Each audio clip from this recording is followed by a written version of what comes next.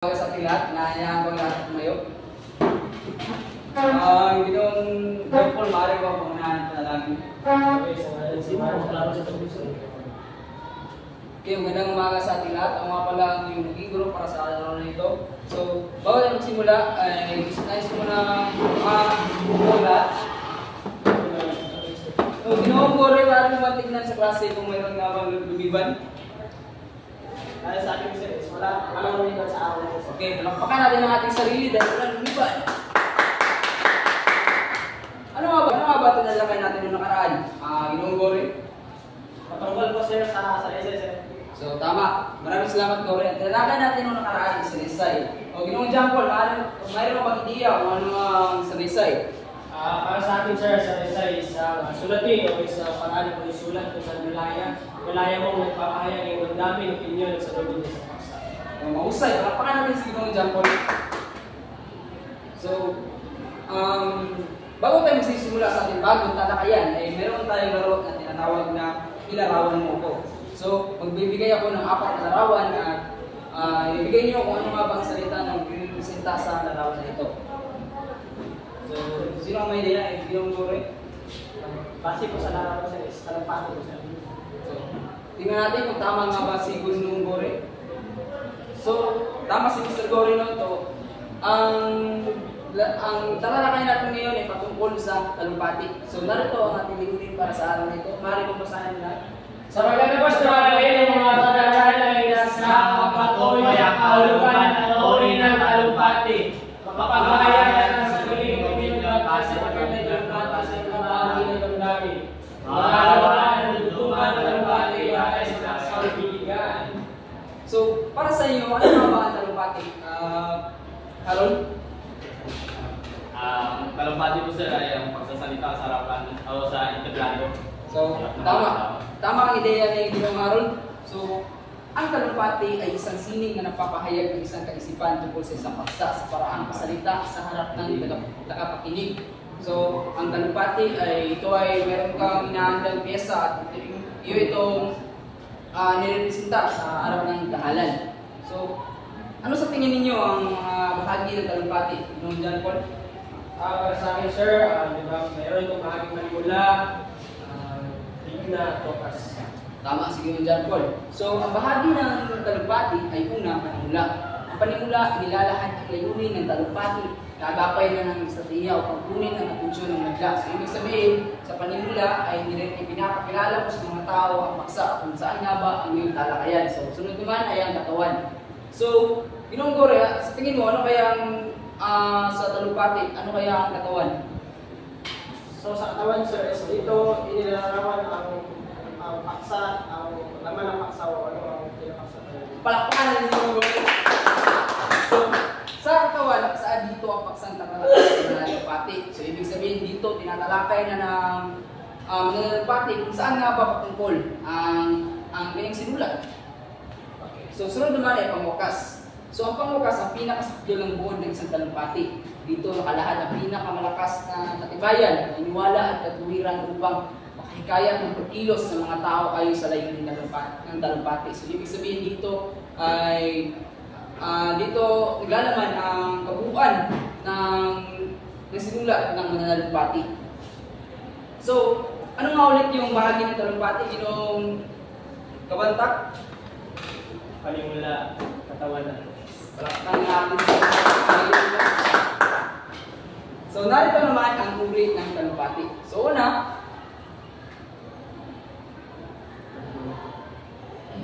unang uri ng talumpati ay imprunto. Ibig sabihin, imprunto, ito ay walang pinaghandaang sinasagawa sapagkat biglang patawagin ang mananalumpati at pagsasalitain. So, ibig sabihin, walang oras na paghahanda ang mananalumpati. Tatawagin lamang siya at harap siya sa madla at magsasalita kung anuman ang mayang sa isip at tungkol sa paksa. So, sunod naman ay extemporaneo o maluwag. Binibigyan lamang ng kaunting panahon ang mananalumpati na makapag-isip sa paksang doon din lamang ipinaalam sa kanya. Kaya, karaniwang na isasagawa lamang ang balangkas para sundan sa hindi sinasaulong sa salitain. So, ibig sabihin, ang extemporaneo ay mayroong paghahanda pero ngunit kaunting oras lamang. So, ang huli ay ang preparado o handa. So, Bago sumapit ang okasyon ng pagtatalumpati, ang paksa ay ipinaalam na ito ay sadyang pinaghahandaan ng gusto, sinasaliksik, sinasaulo at pinagsasanayan pa. So ibig sabihin, ang preparado o handa ay mayroong mahabang panahon ng paghahanda bago ito ipresenta sa madla. So, ano nga ulit ang uri ng talumpati? Ginong Gore? Bigay ka lamang kahit isa. Talumpati, pinagandaan. Maraming salamat Ginong Gore. John Paul, ano mag-narap mo magbigay? Talumpati? Isang ko rin. Maraming salamat Ginong John Paul.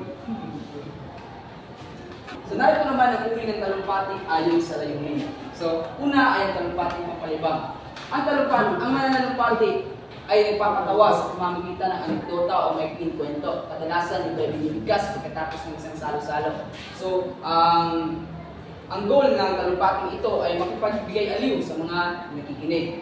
Susunod naman ay talumpating nagpapakilala. Kilala rin ito sa tawag na panimulang talumpati at karaniwan lamang na maikli. Lalo na kung ang pinakilala ay kilala na o may pangalan na. Isang halimbawa ay ang pagpapakilala sa panauhing pandangan sa araw ng pagtatapos. So, ibig sabihin, ang talumpating ito ay pinapakilala sa dalang tao sa harap ng tao bago ito pagsasalitain. So, sunod naman ay talumpating pangkabatiran. Ito ang gamit sa mga panayam, fiksyon at mga patutupong pangsiyentipiko, diplomatiko at iba pang samahan ng mga dalubhasa sa iba't ibang larangan. So, ibig sabihin, ang talumpating pangkabatiran ay nagbibigay ng impormasyon sa mga nakikinig. Susunod naman ay talumpating nagbibigay galang. Ginagamit ito sa pagbibigay galang at pagsalubong sa isang panauhin, pagtanggap sa kasapi o kaya ay sa kasamahan mo o walay o aalis. So, ang pamuli ay ang talumpating ipaparangal. Layunin ng talumpati na ito ang magbigay parangal sa isang tao kaya magbigay ng papuri at mga kabutihang nagawa ito. At ang pamuli talaga ay talumpati.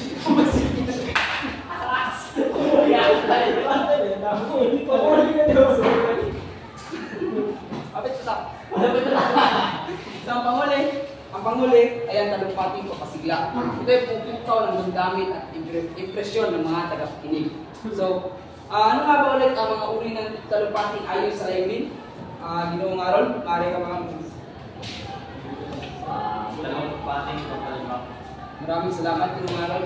So, John Paul, maaari kayo paliwanag kung ano ang talumpating papalibang? Ang goal na talumpati mapalibang siya ay bigay na saya aliw sa mga nakikinig.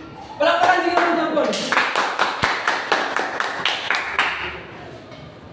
So, narito ang mga bahagi na dapat taglayin ng isang talumpati upang maging mabisa. So, una ay panimula. Sa bahagi ito, tinatawag ang mga pansin ng mga tagapakinig. So, ibig sabihin, sa panimula, ay kinakailangan mo kunin ang atensyon ng iyong tagapakinig. Susunod ay paglalahad. Ang bahagi nito, ang pinakatawan ng talumpati. Dito, inilalahad ang isyu at papayag ng diwa sa paksang tinatalakay. So, ibig sabihin, ito ang pinakatawan ng talumpati. Kaya mga kailangan na ang paglalahad ay informatibo. Susunod naman ay paninidigan. Dito pinapaliwanag na nagtatalumpati ang kanyang pangatwiran hindi sa isyu. Malayunin itong hikayat o magpaliwanag sa mga nakikinig. Sunod naman ay pamimitawan. Sa bahagi nito, binibigkas ang pangwakas ng pangungusap ng isang talumpati. Kailangan din magtatala ito ng masining na pangungusap upang maiwan ng katantaran sa mga tagapakinig. So, tapos na tayo sa ating talakayan. Ngayon ay magkakaroon tayo ng isang gawain. So, ang gawain na ito ay magbibigay ako ng isang larawan at kinakailangan yung gumawa ng isang dugungang talumpati.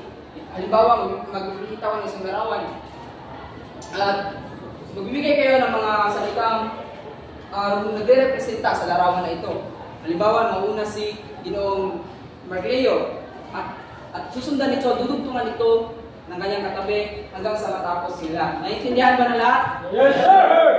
So, narito ang ating larawan na kukunan ng dugtungang talumpati.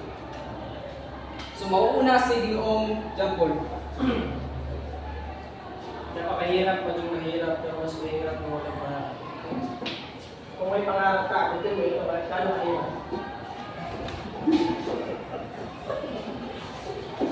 Kahit anumang mga pagsubok na kaharapin, ay haharapin mo kasi ikaw ay mahirap. At si Ginoong Kabantak ang pangulit. Ang pagiging mahirap at pinakamahirap hanggang sa ipang-mahirap. Maraming salamat. Lapakan niyo yung sarili. Napakalupit na yung ginawang tungan talumpati.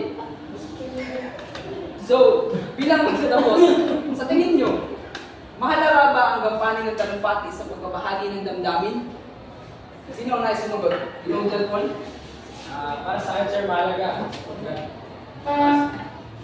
Mahalaga, ito ay isang paraan upang kaya natin ang damdamin sa lobin kung saan sa malayong paraan. Ngunit ginagamitan natin ang masining na paggamit ng mga salita, mga wika o mga pangusap o mga impormasyon. Maraming salamat, Ginoong John Paul. Tanggapin dito ang ganipala dahil napagaling yung sumagot. Kumuha ng isa.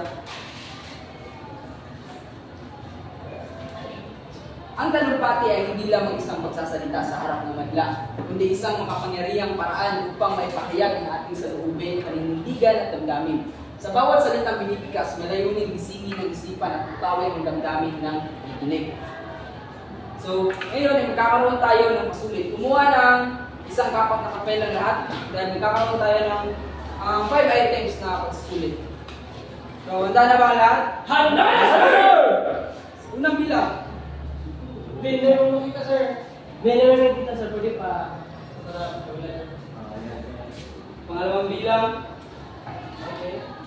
Pangatlo. Okay. Okay. Pang-apat. Okay. Panglima. Okay. So, sipasa yung papel sa harapan. Maraming salamat.